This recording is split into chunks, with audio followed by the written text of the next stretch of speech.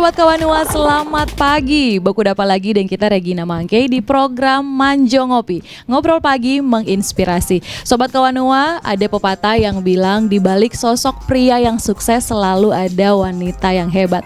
Nah, tape tamu pagi hari ini Sobat Kawanua bukan cuma seorang wanita sekaligus istri, mama yang hebat, tapi juga cerdas.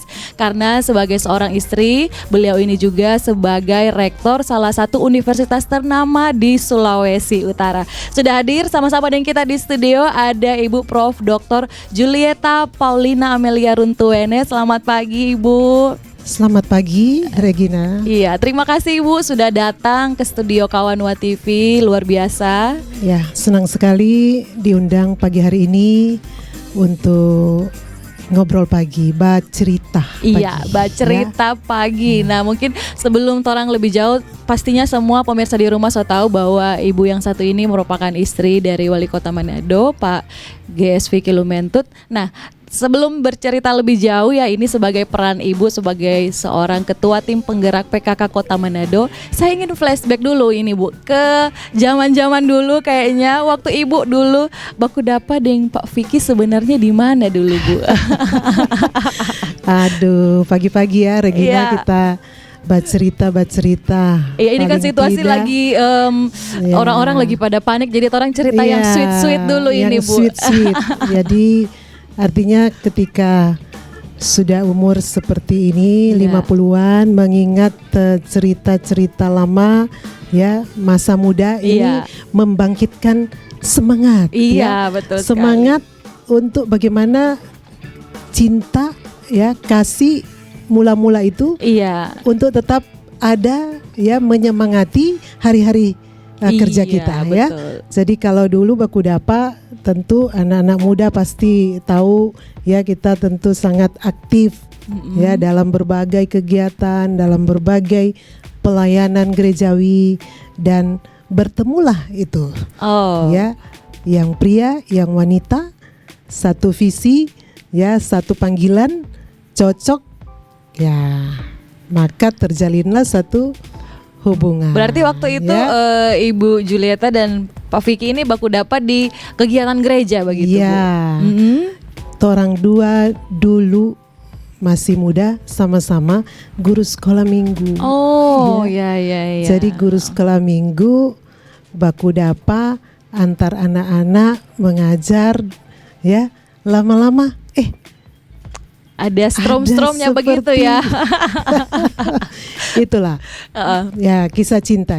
Tapi ada ujian-ujian kan, ada istilahnya batu ujian cinta. Iya, kalau dulu ada batu ujian cinta, mungkin juga zaman sekarang berbeda. Iya. Tapi salah satu batu ujian cinta adalah waktu ya, waktu yang cukup panjang membuktikan betul-betul trompet cinta ini. Maksudnya waktu yang cukup panjang, batonanya lumayan lama. Iya, Bu? batona lumayan lama, berapa hampir 6 tahun batona. 6 tahun, oke. Tapi syukurlah akhirnya menikah kan. Soalnya ada yang selama lama, tahu-taunya jaga-jaga orang pejodoh.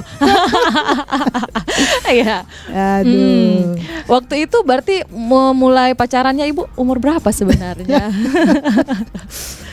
Iya, kalau mau bilang kita paham tentunya ya. Iya. Teori perkembangan sejak usia bagi seorang pria, bagi seorang wanita ya, tentu mulai belasan. Di atas 17 tahun atau paling tidak 17 tahun. Dengan Pak Vicky 17 tahun Ibu pacarannya. Mulai terlibat langsung, sama-sama saling menyemangati. Ketika itu memang biasa engku namanya. Jadi engku dan enci ya. Engku saat itu penatua anak. Jadi komisi anak engku penatua dan saya sekretarisnya. Sekretaris komisi begitu ya. Nah, memang menarik sekali, atau paling tidak mau mengatakan dalam satu komunitas bersama ya. Bukan berarti kita mudah mendapatkan jodoh di situ, tetapi ketika bersama itu satu kesempatan untuk saling mengenal ya. Benih-benih cinta itu tumbuh. Tapi tentu dalam koridor, apalagi ini pelayanan, dalam koridor tentu kita pembinaan. Iya, tahulah ada batasannya. Iya. Nah, biasanya kan waktu awal-awal Batona ini Ibu kan biasanya orang tua itu suka gelisah begitu, apalagi orang tua dari perempuan. Pernah enggak Pak Vicky mengalami sesuatu yang maksudnya tantangan waktu datang ke rumahnya Ibu, tahu-tahu dapat user misalnya atau dapat mata besar atau bagaimana Bu waktu itu? Nah, memang ya enggak sampai mau dapat user. Cuma waktu itu kan belasan tahun ini 17, 18 ya, mama guru. Iya. Mama bilang, kamu punya cita-cita mau kawin muda? Oh nyanda, nyanda mah. Jadi buktikan kamu mau sekolah, ya, buktikan kamu mau punya katakanlah ya SDM yang mumpuni untuk masa depanmu. Jadi orang tua tetap zaman itu kan tetap pacaran ingat sekolah. Oh nyanda, orang pacaran bye-bye toh. Karena juga pacaran dalam pelayanan, jadi orang tua paling tidak tahu persis. Kita belajar ya pelayanan, belajar Alkitab bersama, melayani bersama. Nah, ini membangun karakter, dan tentu setiap orang tua berharap bahwa masa muda anak itu ya dilalui dengan aktivitas positif. Orang tua lebih percaya lah daripada lebih banyak curiga, karena ini kan memang betul-betul di dalam dunia pelayanan ya waktu itu. Luar biasa ini. 6 tahun Batona Ibu sampai akhirnya memutuskan menikah. Apa yang bikin Ibu luluh? Oke, sepertinya Pak Vicky ini kita jodoh. Apa yang bikin Ibu berpikiran seperti itu sampai akhirnya menerima? Nah, waktu remaja ya, saya usia belasan sampai 20-an kira-kira. Dulu terlalu banyak membaca buku dan terobsesi dengan satu buku ya. Buku itu namanya Jodohku. Jadi ada penulisnya, saya masih ingat, Ingrid Trobis namanya ya. Ibu suka membaca buku Jodohku. Tahan di situ dulu Bu ya. Lalu kira-kira apa sebenarnya pesona dari seorang Vicky Lumentuh sampai akhirnya Ibu Julieta ini tertarik dan memutuskan untuk menikah? Torang bahas habis yang satu ini Jo, Sobat Kawanua, tetap di Manjo Ngopi.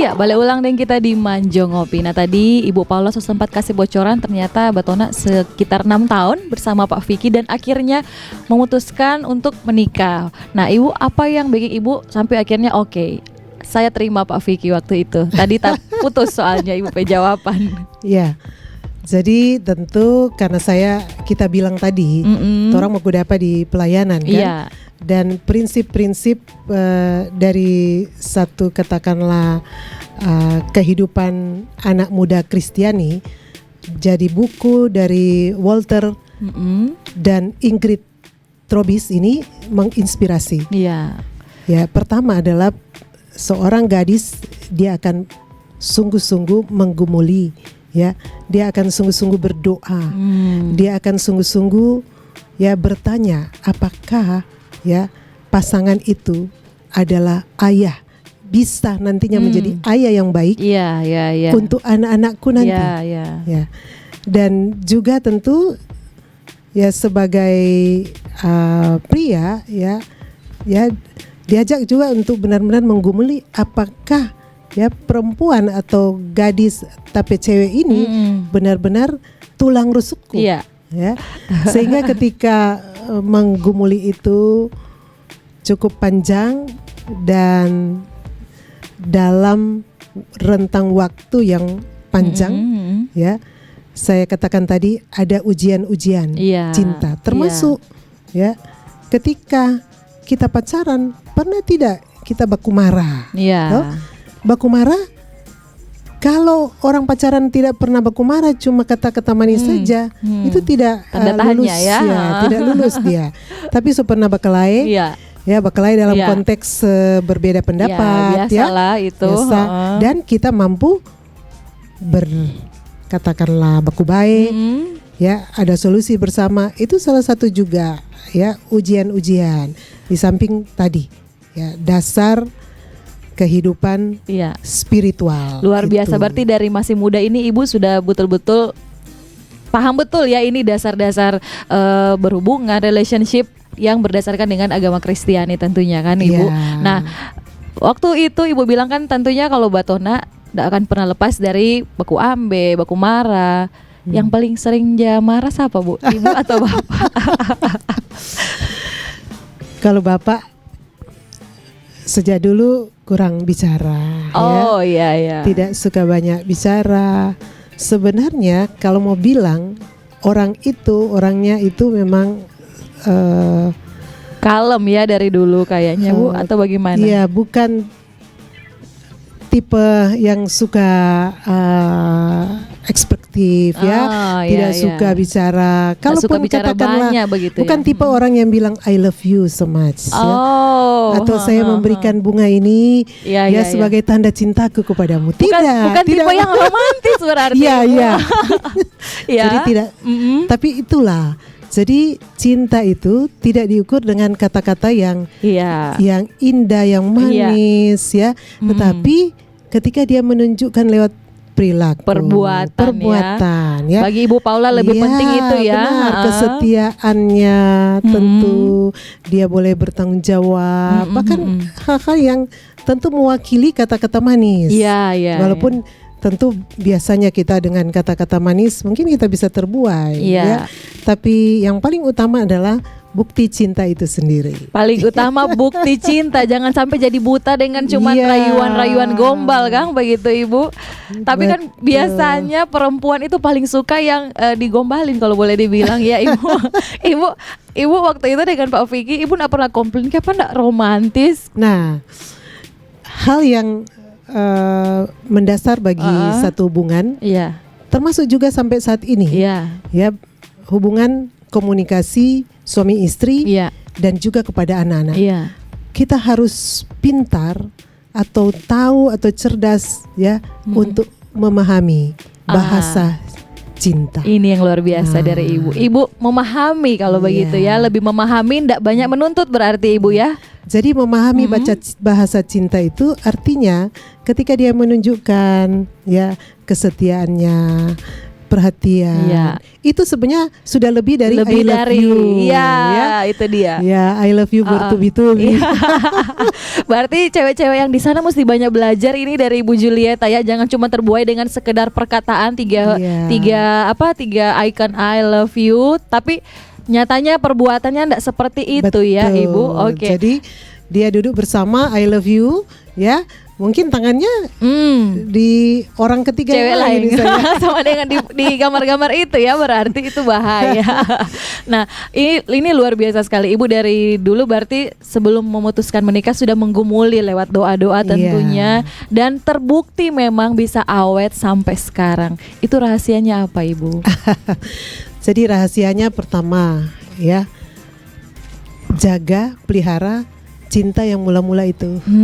Cara jaganya bagaimana? Cara jaganya itu adalah tentu kita memelihara hal yang paling praktis, memelihara cinta kasih itu untuk terus tumbuh. Setiap pagi, setiap hari itu hari yang baru, ya, semangat yang baru, ya, cinta kasih, perhatian, kasih sayang yang baru, ya, dan itu kita harus lakukan dengan komunikasi. Komunikasi. Ya. Komunikasi kita masing-masing sibuk. Ya. Bangun pagi. Apakah ada ritual begitu Bu, setiap pagi selamat pagi sayang atau apa Bu? Karena tidak romantis, ritual pagi kita adalah doa. Oh iya itu. Baca firman. Luar biasa Bisa ya. kadang bersama berdua, itu. Kadang berdua, tapi harus dilakukan. Bisa sendiri-sendiri. Iya. Dan bisa juga berdua. Kalau kemarin, karena kan sekarang ya banyak bekerja dari rumah, memonitor semua. Ada waktu doa bersama, baca Alkitab di ruang doa. Ada ruang doa sendiri di rumah pribadinya ya, Ibu. Kita punya ruang doa. Oke, luar biasa. Dimana kalau kita naik ke atas, ya kita doa, kita mau menyanyi, menyembah Tuhan, ya. Tidak ada yang akan ganggu baca firman, dan itu kemarin kita lakukan berdua. Kalaupun hari-hari yang sibuk, kita lakukan masing-masing. Oke. Tahan di situ dulu Bu. Ternyata doa bersama juga ini jadi kunci kesuksesan hubungan suami istri dari Pak Vicky dan Ibu Paula. Nanti orang bahas lagi setelah yang satu ini, apalagi rahasia-rahasia yang lain. Setelah yang satu ini, Sobat Kawanwa tetap di Manjo Ngopi.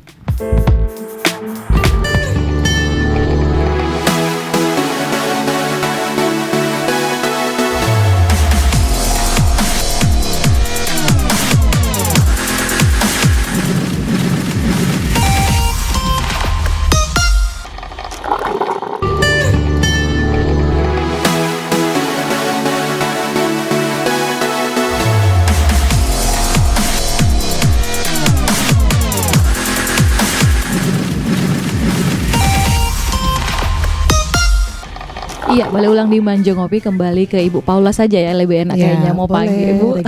Nah, ini Ibu kan tentunya sebagai Ketua Tim Penggerak PKK, sebagai istri pimpinan daerah, tepatnya ini kepala daerah atau wali kota Manado, Pak Vicky ya. Tentunya sibuk sekali Ibu. Nah, bagaimana Ibu dan Bapak ini boleh jaga komunikasi supaya betul-betul tiap hari masih ada terjalin komunikasi walaupun masing-masing ada DP kesibukan sendiri-sendiri? Ya. Jadi tentunya saya tadi mengatakan bahwa kunci adalah komunikasi. Komunikasi yang baik itu termasuk katakanlah komunikasi itu tidak ditentukan dengan tentu berapa seringnya kita kan. Jadi kualitas komunikasi itu sendiri. Walaupun yang kita komit satu keluarga ya, masing-masing sangat sibuk dengan tugas tanggung jawab kita sekarang dengan kemudahan ya, aplikasi media sosial IT, kita punya ada grup keluarga ya. Ada grup keluarga jadi ya. Ada WhatsApp di situ. Saya kemana? Ini fotonya. Saya melakukan aktivitas mana? Supaya apa? Masing-masing akan tahu. Oh, mama saya melakukan hal ini, papa saya untuk anak-anak. Kemudian kita saling tentunya menopang ya. Itu ring satu keluarga Bu, ada grup khusus ya. Grup satu keluarga. Semua anak-anak, saya sedang belajar ya, aktivitas di sekolah. Kita saling mengetahui, ya saling mendukung.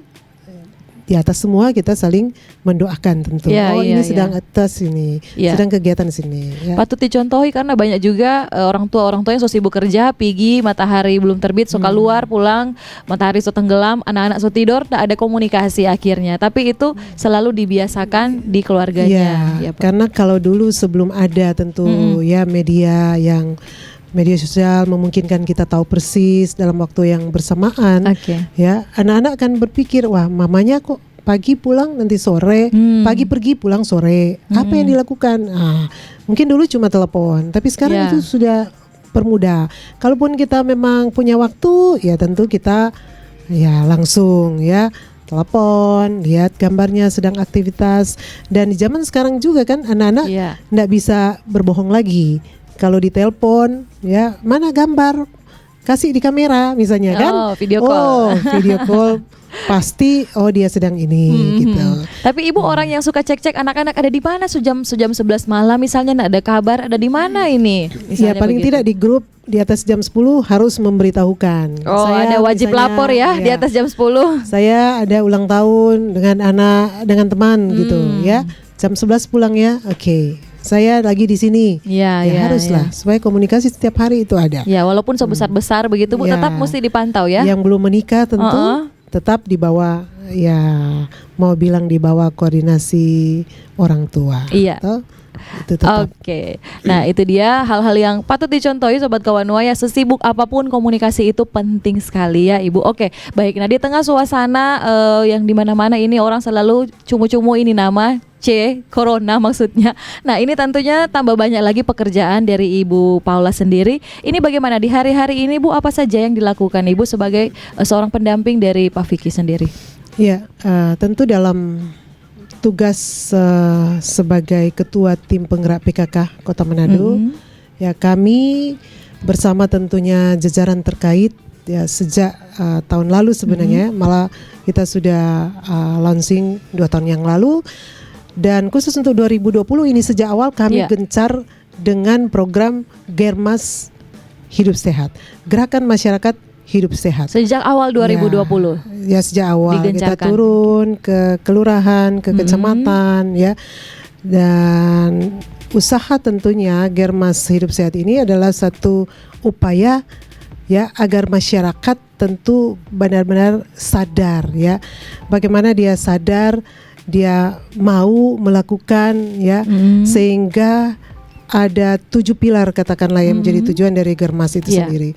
Jadi bagaimana ya pola hidup sehat ini menjadi ya budaya hidup gaya hidup lah untuk kita. Ada 7 pilar kalau kita kenal ya, bagaimana tentu ada waktu untuk olahraga ya, hidup sehat, ada aktivitas fisik dengan olahraga nggak perlu mahal-mahal ke gym ya. Bu bahas sojo begitu Bu, olahraga. Sekarang tantangan di dunia saat ini kan kemudahan, boleh naik tangga dia pakai eskalator ya, aktivitas fisik itu kurang. Iya betul. Kemudian yang kedua ya dari 7 pilar itu adalah makan makanan ya buah dan sayur dengan porsi tentunya seimbang. Kenapa buah dan sayur itu menjadi juga materi Germas ini? Karena ya dengan kemudahan makanan junk food, betul. makanan siap saji, ya buah dan sayur tidak ada dalam fokus mereka. Kemudian bagaimana pilar hidup sehat juga tidak merokok. Ya baik pria baik wanita, tidak minum alkohol, kemudian kebersihan diri dan lingkungan, dan ada juga yang terus bagaimana cek kesehatan secara berkala. Cek kesehatan secara berkala itu yang sering dilupakan orang-orang, anggap kita kok sehat-sehat. Kita sehat-sehat, tiba-tiba sesuatu terjadi. Itu dia. Jadi secara berkala. Kemudian yang pilar ketujuh adalah menggunakan jamban yang sehat ya untuk sanitasi. Nah ini Germasnya dari 7 pilar itu kita uraikan panjang sekali ya. Bagaimana tentunya bisa olahraga, makan, dan itu benar-benar menjadi katakanlah target kita bahwa semua lapisan ya segmen masyarakat pertama dia sadar sesadarnya ya, dan dia mau untuk melakukan. Nah ini satu katakanlah gerakan yang terstruktur, terencana yang harus dimotori oleh pemerintah dan semua pemerhati. Nah kalau dengar tadi kan paparan dari Ibu 7 pilar Germas itu. Nah kalau orang dengar cuman dengar begitu pertama, kayaknya itu mahal-mahal begitu Bu, karena kan makan sayur dan buah yang banyak, orang pikir so makan nasi aja itu so cukup, kayaknya seperti itu. Orang berpikir itu untuk hidup sehat yang betul-betul sehat kayaknya rupa mahal begitu Bu. Nah itu sebenarnya bagaimana? Apakah ada dari pemerintah ada program tertentu atau bagaimana? Tapi nanti orang bahas setelah yang satu ini. Jo Sobat Kawanua tetap di Manjo Ngopi.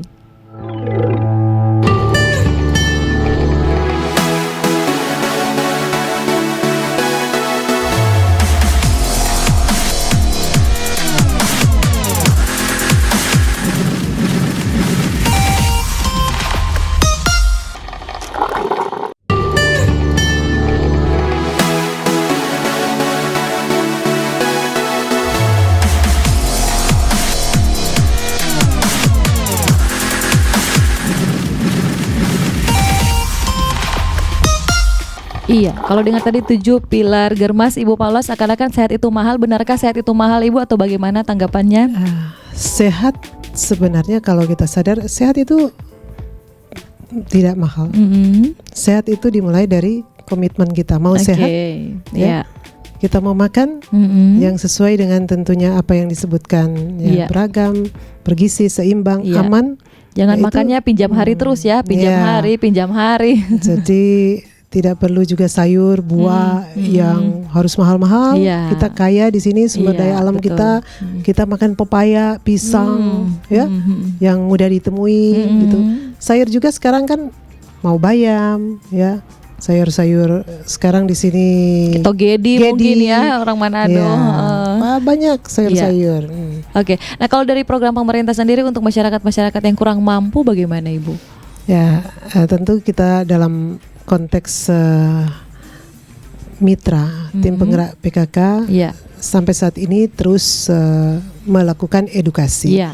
Edukasi kepada masyarakat yang dipandang masih belum memiliki pengetahuan dan tentu masih pada katakanlah kondisi yang memprihatinkan. Jadi setelah kita adakan edukasi itu melibatkan semua lapisan, tentu di kelurahan bahkan langsung ke lingkungan.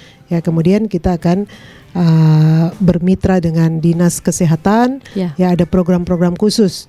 Ya, jadi tidak hanya edukasi tetapi dukungan dan bantuan untuk mereka, tentu ya. Oke. Nah, pengalaman Ibu berkunjung ke lapangan yang ada di Kota Manado ini, ke kelurahan-kelurahan, bagaimana kesadaran masyarakat akan hidup sehat, Bu? Nah, sebenarnya secara umum kalau mau mengatakan dari 87 kelurahan ya, kalau masyarakat itu benar-benar dia memanfaatkan media yang ada, dia aktif dalam kegiatan organisasi, ya, masyarakat secara umum, dia sudah memiliki kepedulian, ya, untuk tahu sebenarnya hidup sehat itu seperti apa, ya, sehingga kalau mau mengatakan dari katakanlah secara umum kondisi masyarakat kita bisa nanti petakan, ya, masing-masing kelurahan mana yang memang indikator harus jelas, memang. Indikator-indikator harus jelas, ada ukurannya, sehingga itu kita treatment, ya, kita penyuluhan, sosialisasi program, edukasi, bahkan tentu ada tindakan dalam kemitraan dengan dinas terkait. Ada dinas kesehatan, dinas sosial, tentu pemerintah kota harus turun tangan itu. Oke. Nah, belakangan ini kan sering sekali lihat fotonya Ibu di baliho-baliho di mana-mana, Ibu. Tulis di bawah ada tulisan Susi Antariksa. Itu maksudnya apa, Ibu? Nah, ini juga bagian dari Germas, ya, gerakan masyarakat untuk hidup sehat, untuk tentunya kesehatan diri dan lingkungan. Tapi kesehatan diri ini termasuk di dalamnya bagaimana kesehatan perempuan. Ya, Susi Antariksa ini, ya, itu diawali dengan satu komitmen yang kuat, ya, selaku ketua tim penggerak PKK ketika oleh Ibu negara, Ibu Riana Jokowi, ya, dia melaunching satu gerakan, ya, gerakan nasional, ya, Pekan Deteksi Dini Kanker Leher Rahim lewat tes IVA. IVA itu inspeksi visual asam asetat. Nah, kenapa gerakan itu ada? Jadi secara nasional kita mengambil itu provinsi dan daerah. Saya selaku ketua tim penggerak PKK tentu harus mengatakan bahwa program ini harus benar-benar berkelanjutan. Dan kayaknya di Manado jadi perhatian serius ya, dari dulu kita lihat banyak sekali kampanyenya. Jadi kami mulai dari 2018 19 secara gencar, ya, 2 tahun kita gencar untuk melakukan pertama kampanye, kampanye sosialisasi penyuluhan, ya, dan pada tengah bulan Juli kira-kira, ya, tahun 2019 kami mendapat penghargaan di tingkat nasional. Jadi ada satu kecamatan di Kota Manado, Kecamatan Tikala, menjadi pemenang untuk suksesnya gerakan sosialisasi bahaya deteksi dini kanker leher rahim ini.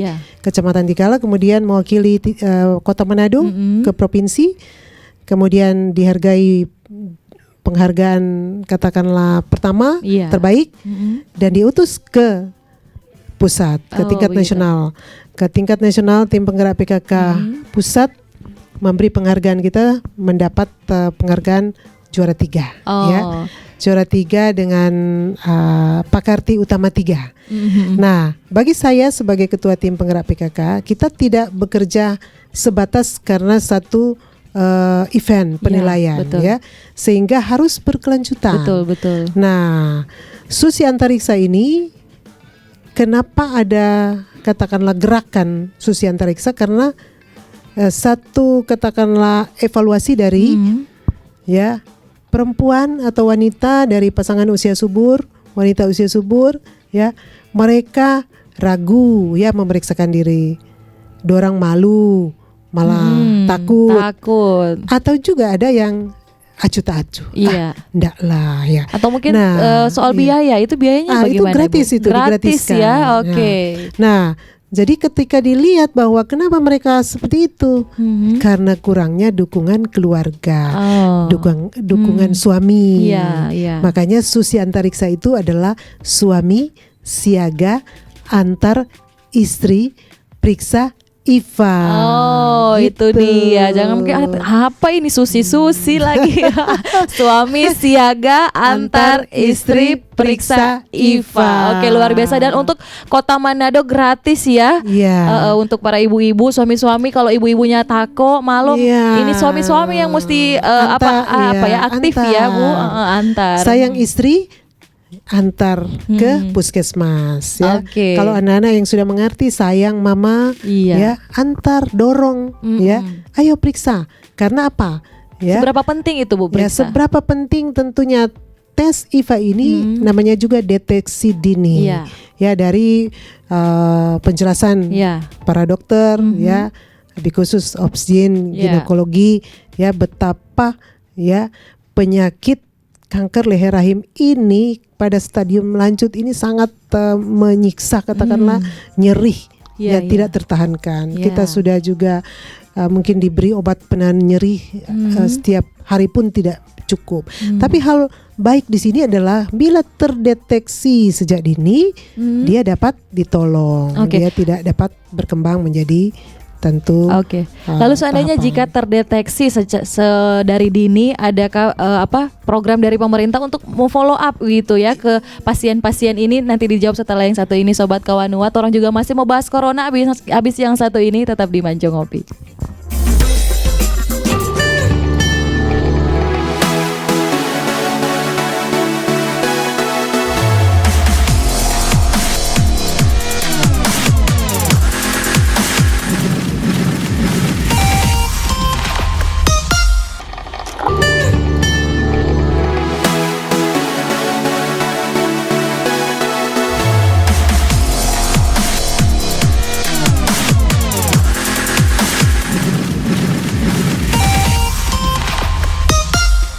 Iya, makasih Fargoni yang tetap setia Bauni Manjo Ngopi. Kembali lagi ke Ibu Paula. Nah, Ibu ini kan tadi bilang pemeriksaan IVA itu tes IVA di Manado gratis ya. Kalau seandainya dideteksi ini kayaknya ada mengarah-mengarah ke sana, itu ada follow up enggak dari pemerintah? Iya.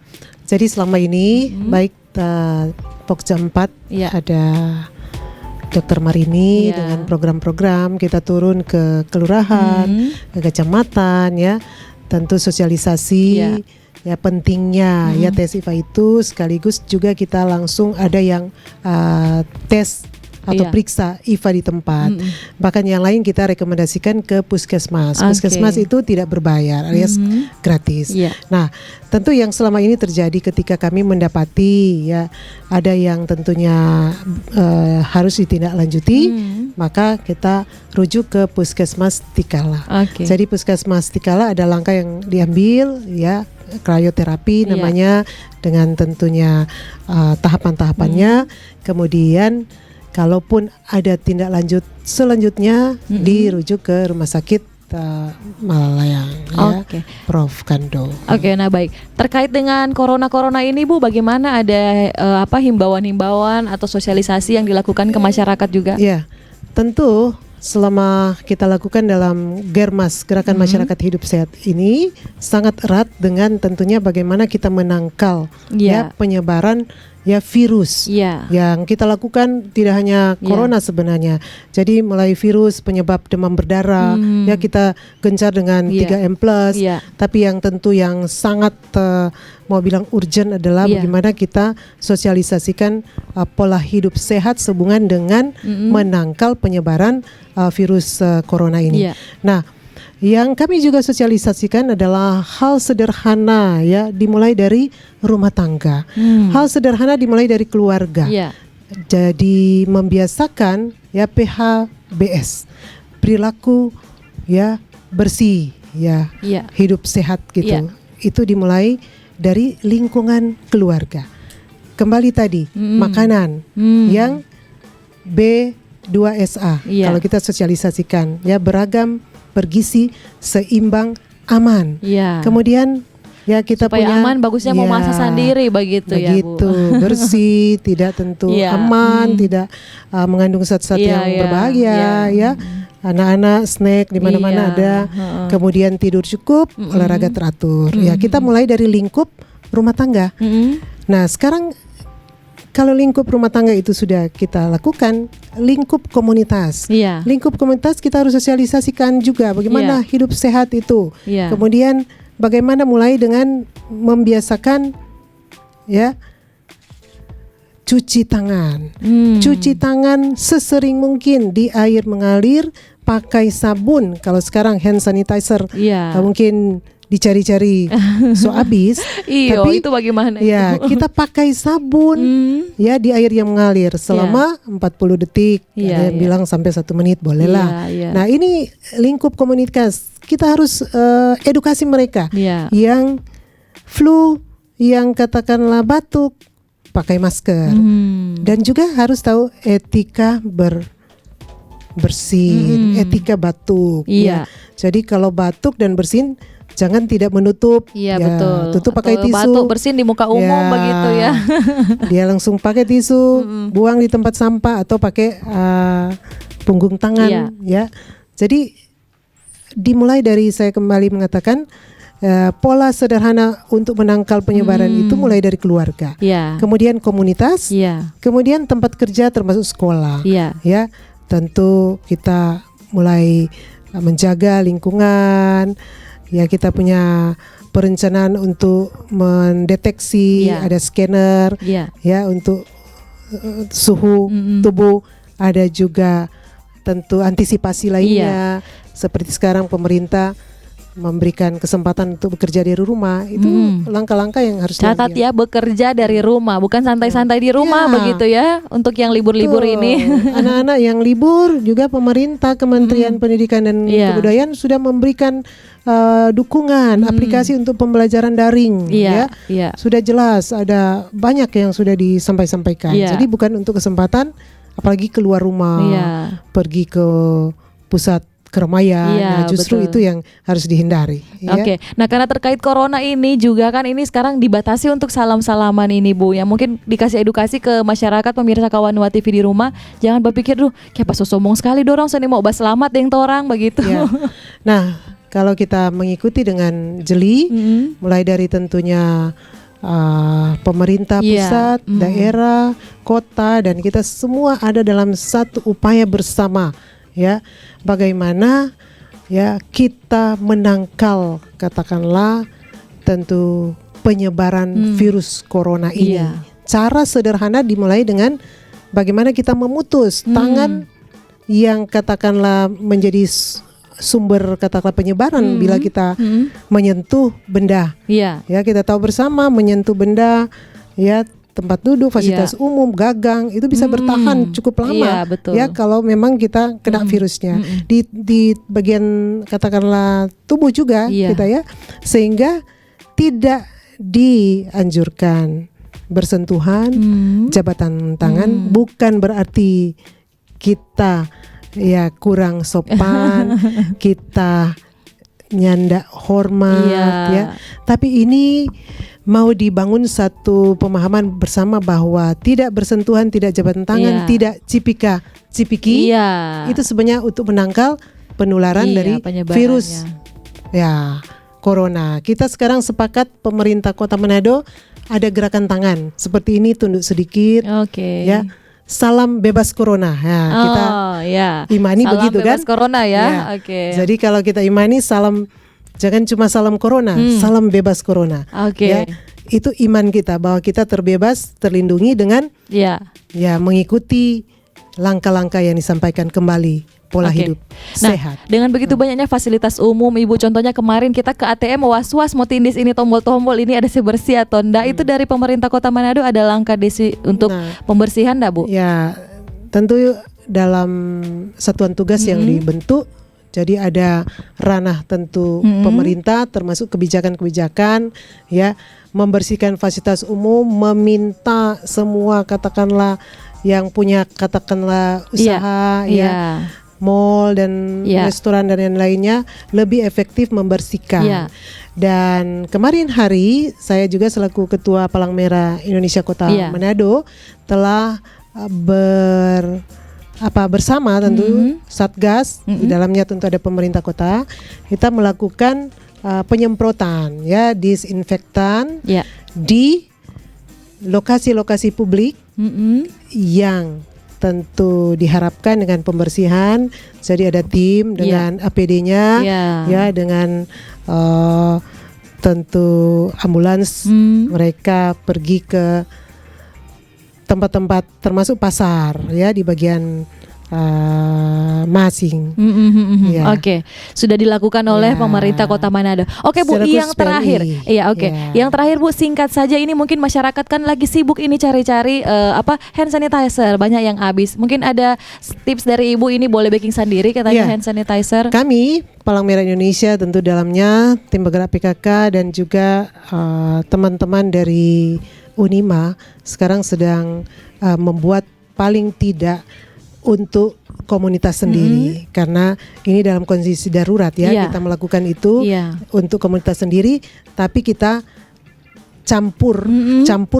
kita campurkan, tentu ada alkohol 70%, ada aloe vera bisa kita beli. Aloe vera itu ada di berbagai ada bulat, ada seperti tube, kemudian baby oil yaitu untuk melembutkan. Jadi campuran itu kita bisa gunakan untuk mengantisipasi bila kita tidak dapat hand sanitizer. Dan harus diingat hand sanitizer itu kalau kita tidak punya air dan sabun, tidak berada di lokasi yang tentu kita harus cuci tangan sesering mungkin. Kalau di rumah cuci tangan juga, nggak usah pakai hand sanitizer. Saya di rumah sudah menyiapkan, mulai masuk pintu masuk sudah ada tempat cuci tangan. Setiap orang yang masuk harus cuci tangan dulu, gitu ya. Dan pemerintah, saya mendengar Pak Wali Kota juga akan melakukan itu di berbagai fasilitas publik. Jadi ada air yang mengalir atau ada gentong bisa diseduh, kemudian ada sabun, itu adalah upaya untuk meminimalkan penyebaran. Dan sebisa mungkin di rumah dulu Kang, kalau enggak ada yang penting-penting lebih baik di rumah dulu. Baik, terima kasih banyak Ibu Paula atas waktunya, atas sarannya, tadi tips. Sekali lagi Sobat Kawanua yang kehabisan hand sanitizer, nanti boleh coba resep yang tadi Ibu Paula bagikan. Jadi ada alkohol 70%, aloe vera dengan baby oil Kang, boleh campur. Campurlah sesuai dengan takarannya Sekali lagi terima kasih banyak Sobat Uni Manjo Ngopi. Kita Regina pamit undur diri. Kawanua TV, Torang PTV, salam bebas corona.